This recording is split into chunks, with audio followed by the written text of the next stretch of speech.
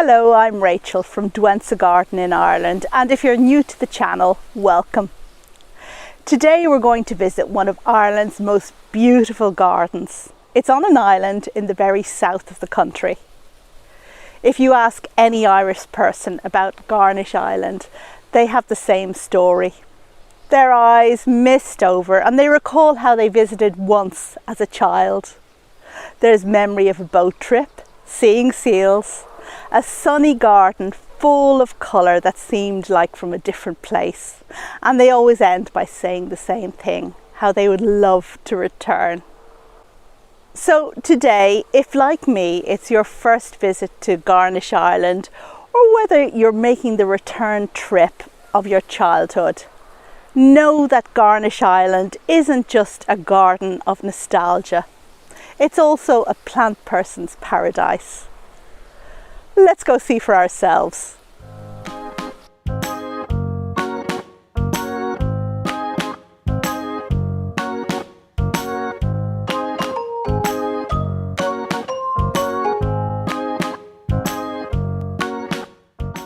To reach Garnish Island, you need to take a boat, and we took the Blue Pool Ferry, which I highly recommend, and here's why.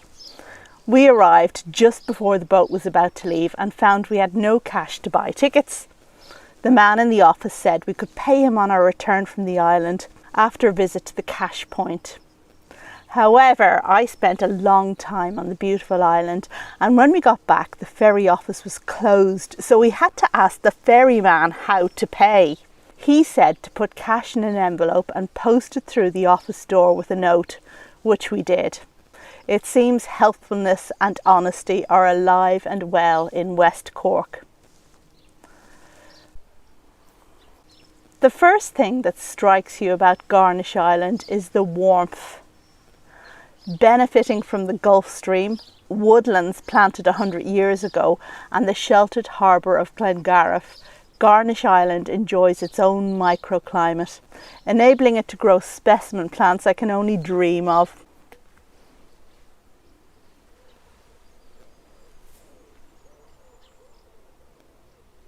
When I explained all this to my daughter, her reply was, "That hardly seems fair."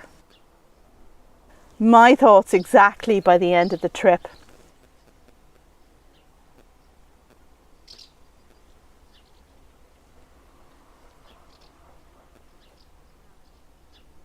The very first plant that catches my eye is this enormous hop bush.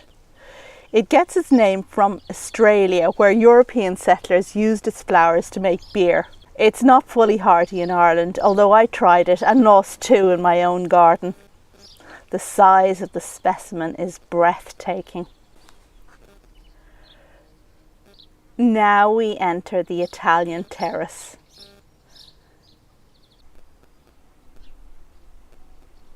This is a beautifully architectural section of the garden which uses stone and space in generous proportions.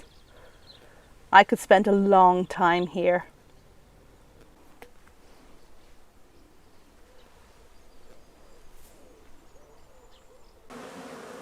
Listen to the bees.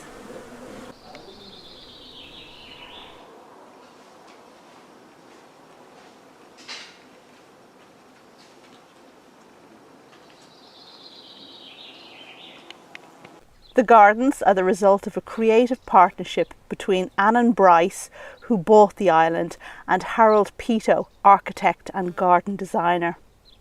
From 1911 to 1914, over 100 men were engaged in moving soil, blasting rock, planting trees, laying paths, as well as building a walled garden, a tall clock tower, and a wonderfully Italianate garden.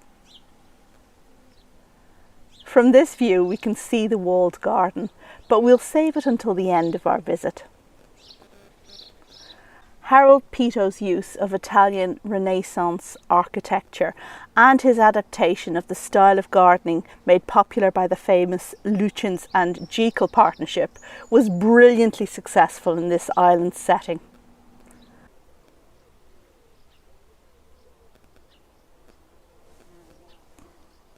Personally, I find that the wisteria-draped columns on the terrace add a gloriously romantic element to an already captivating space.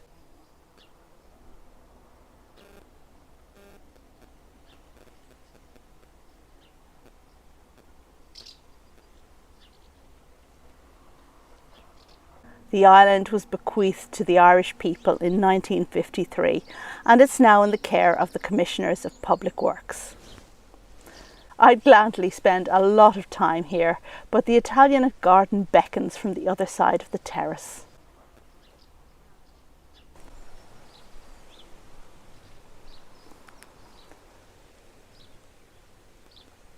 This is the iconic Italian Sunken Garden, complete with pool and Renaissance-style statuary.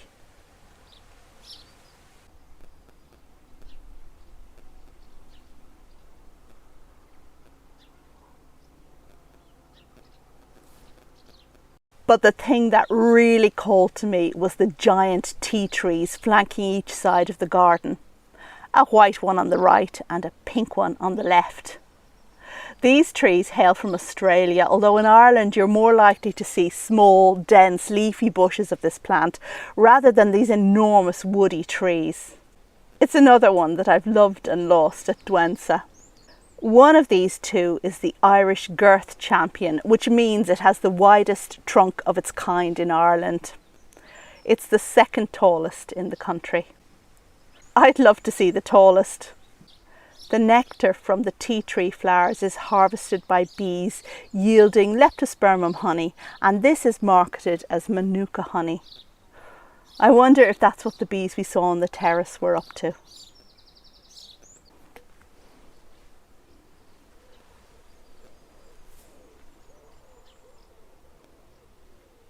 This bush is the Australian callistemon, or bottle brush.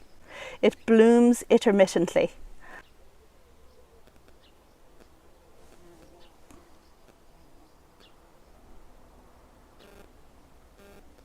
And back we go to that impressive tea tree again.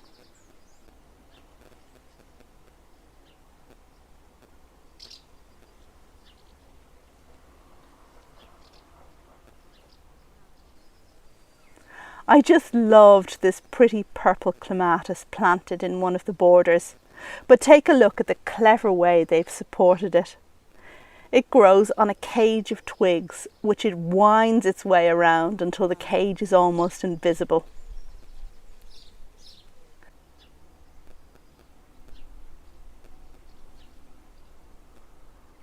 You can see from a quick look around the Sunken Garden how there's a lot of bare earth.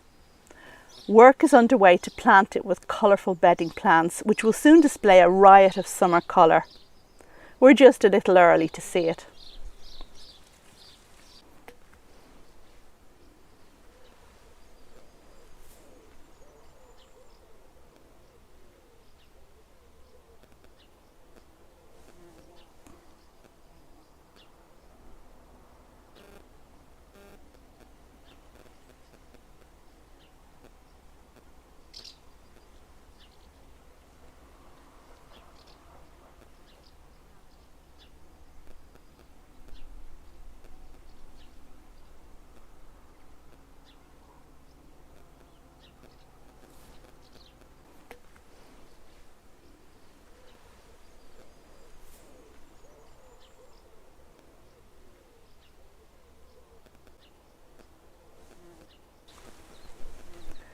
And here we have one of the many tree-like rhododendrons.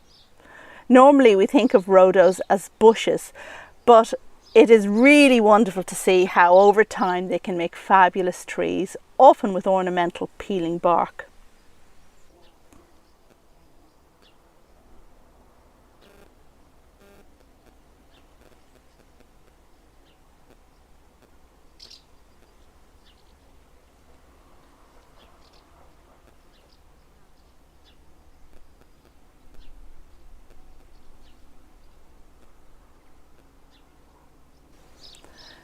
Now we're at the other side of the pool looking back at the terrace, but a quick 360-degree turn brings an amazing vista into view. stretching out over the water into the landscape beyond. The time has come to leave the Italian garden and head into the Happy Valley. The Happy Valley recalls the story of Rasselas, Prince of Abyssinia, who became discontent with the easy enjoyments of the Happy Valley and leaves to seek fulfillment and real happiness, becoming more enlightened along the way. We are now approaching the Grecian temple. It's flanked by agapanthus, which must make an amazing show of blue flowers in summer.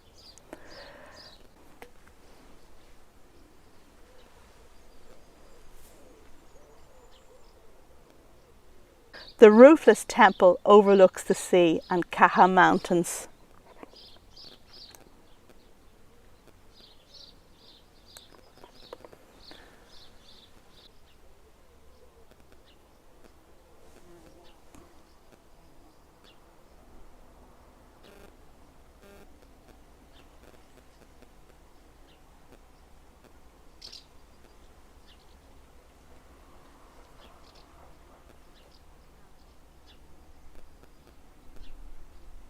The Happy Valley reveals many and various rhododendrons, some with enormous leaf size.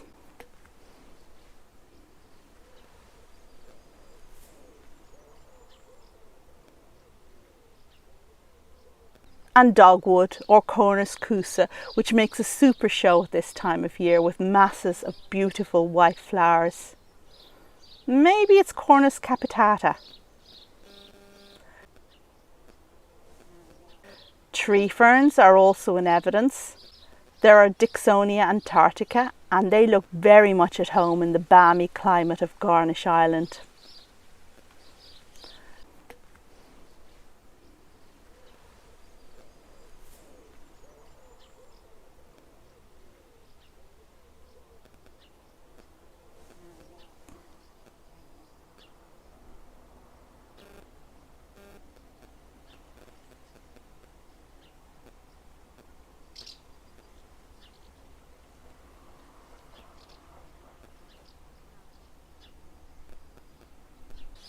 Passing yet more majestic rhodos, we come to a water drill spanned by stepping stones and Iris ansata, the Japanese water iris.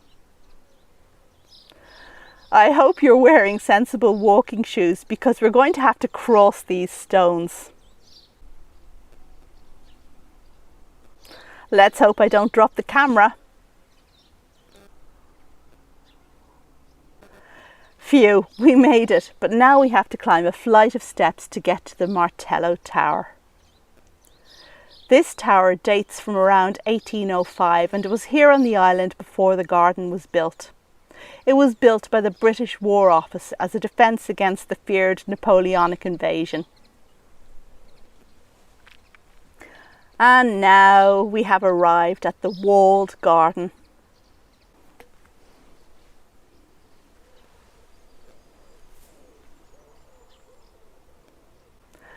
A fine, double-sided herbaceous border runs through the middle of the walled garden.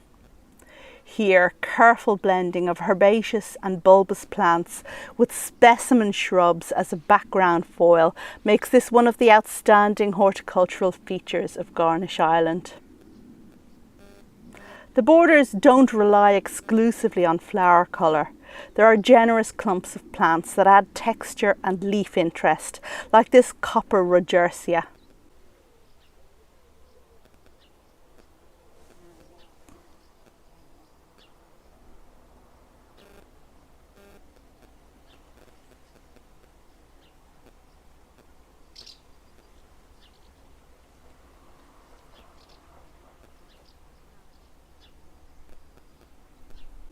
But there's plenty of colour too, and large swathes of shrub roses in shades of white, pink, yellow and apricot.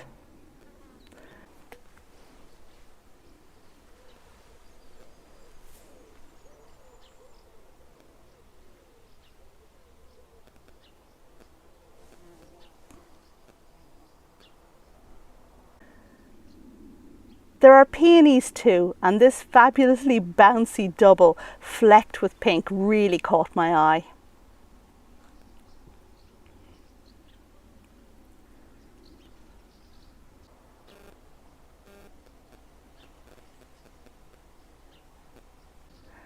One feature worth noting is this highly ornate Roman marble sarcophagus, which bears many fine sculptures. In the walled garden, the soft herbaceous planting is really enhanced by the architecture. The hard bath stone of the towers contrasts beautifully with the bouncy exuberance of flowers. Each of the four corners of the walled garden has a tower, and each tower has a different design. The walls are also clothed in many scented climbing roses in pastel colours.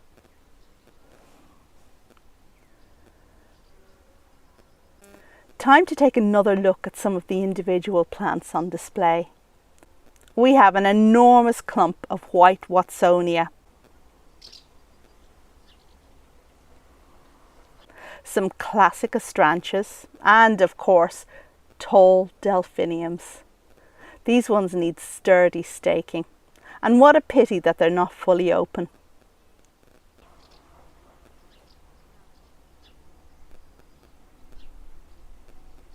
And now for the plant that really stood out for me in these beautiful borders. It's Crambe cordifolia, or flowering sea kale. It was a vision with masses and masses of tiny white flowers floating above the leaves.